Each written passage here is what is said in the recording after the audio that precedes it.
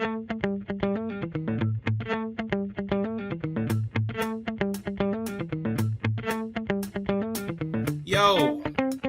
we're back. I'm going to talk a little bit about this fantasy football.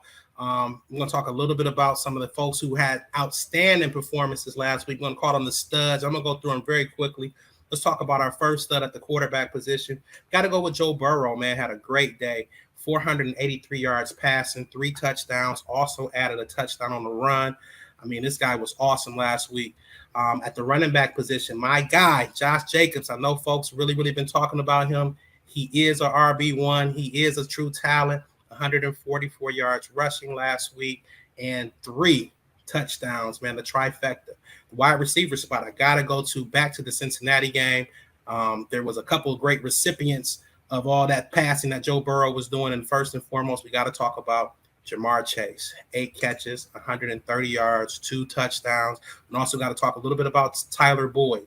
155 yards total receiving and 1 touchdown. So he had his monster game of the year. Welcome to fantasy football this week, Tyler Boyd. Let's talk about the tight end spot. And again, my 2 favorite guys. I get a lot of crap because I told folks that I would take George Kittle over Travis Kelce. I got to walk it back because the availability is your best ability. But George Kittle had a great game this week. Got to give him a shout out. 6 catches, 98 yards, and 1 touchdown. Travis Kelce also 6 for 98 in that same game. Let's talk about the duds, man. I'm going to bring it real close to home and talk about my man, Jared Goff. He was out there with a bunch of Willie lumps, and they didn't help him out, and he didn't help himself. 228 yards passing and 4 turnovers. 4 turnovers, 2 interceptions, and 2 fumbles. My man, James Robinson, had been leading the backfield in Jacksonville for the beginning of this season, but hey, the tides have turned. It is now Travis Etienne time out there. My guy got 0 touches, 1 target, no yards, no nothing, donut style. Definitely a dud.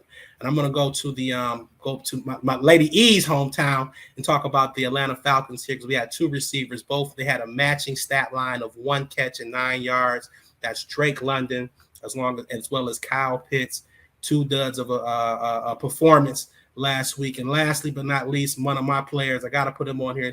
And I don't want to say shout him out when he didn't do me right. But, hey, Zach Ertz, 2 catches, 21 yards, man. We got to get better next week. Let's talk about some waiver pickups. There were some key injuries this week. We want to talk briefly about Breece Hall, ACL tear. I want to talk about DK Metcalf, who's had a little bit of an issue with his knee, trying to wait and see exactly what they're going to say that the issue is and how long he's going to be out. Also want to talk about Keenan Allen, who's been nursing a hamstring injury.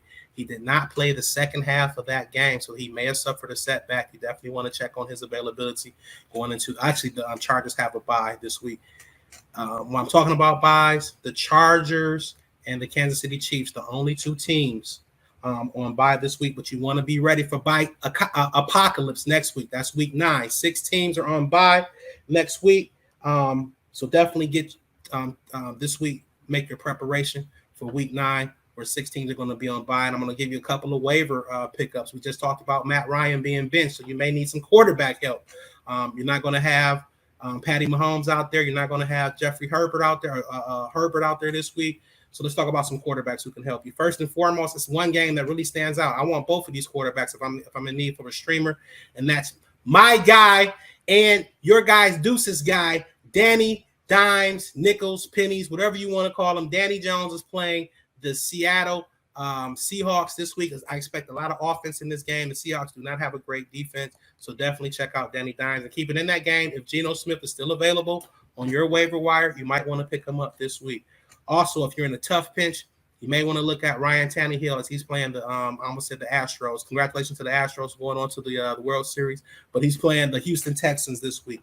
Some wide receivers that you want, some running backs that you may want to look at. We talked about Breece Hall and his injury. Possibly the top pickup this week is going to be his backup, Michael Carter, a former 3rd-round pick. He was the lead back last year. Solid receiver, solid runner. Doesn't have the explosiveness of Breece Hall, but he's going to probably fill the void. Ty Johnson may help out as well there in New York. Gus Edwards, man, activated Saturday off the PUP list in Baltimore. Came right in, assumed the running back 1 duties, 16 rushes, 66 yards, 2 touchdowns. If he's available, you definitely want to go grab him off the waiver wire. We talked about the trade of CMC that left Dante Foreman and Chuba Hubbard as the two remaining running backs in Carolina. If those guys are available, if they weren't picked up before last week's games, check them out. My preference is Chuba Hubbard, but you got to check on him because he left the game with an injury.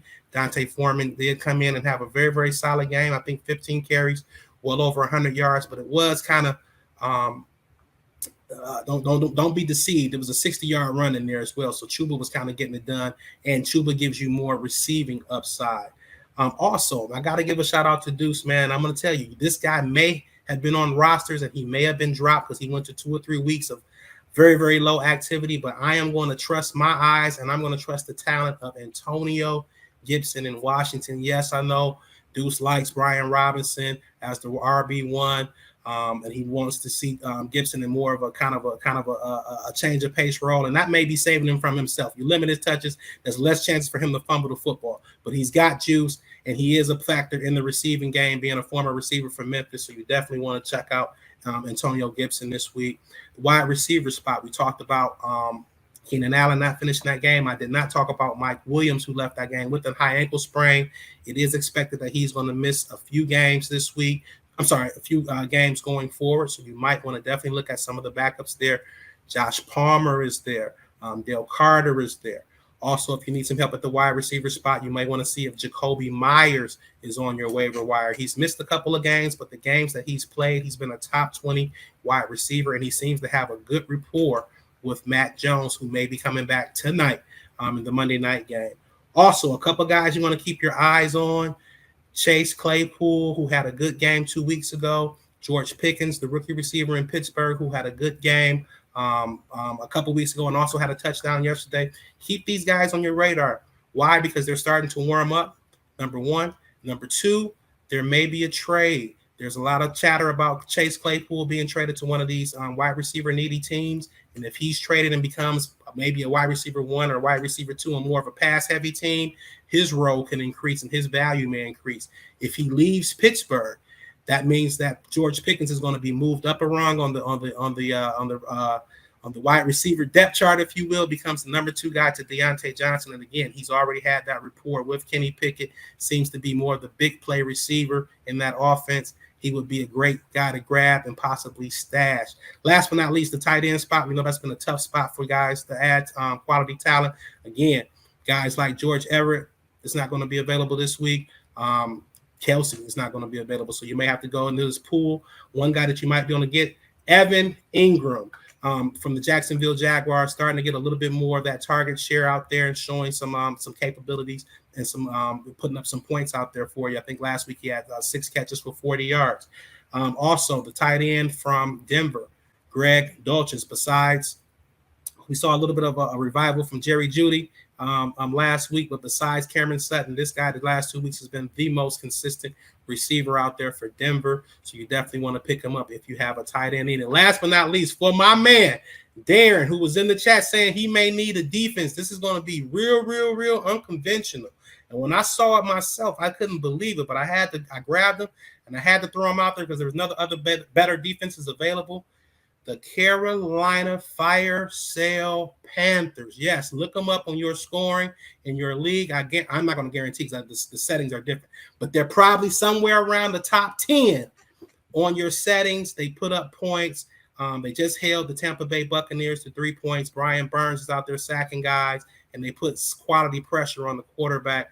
And again, they keep that scoring down. So definitely check for them as a possible defense to pick up this week, man. And those are your keys to victory, your waiver pickup.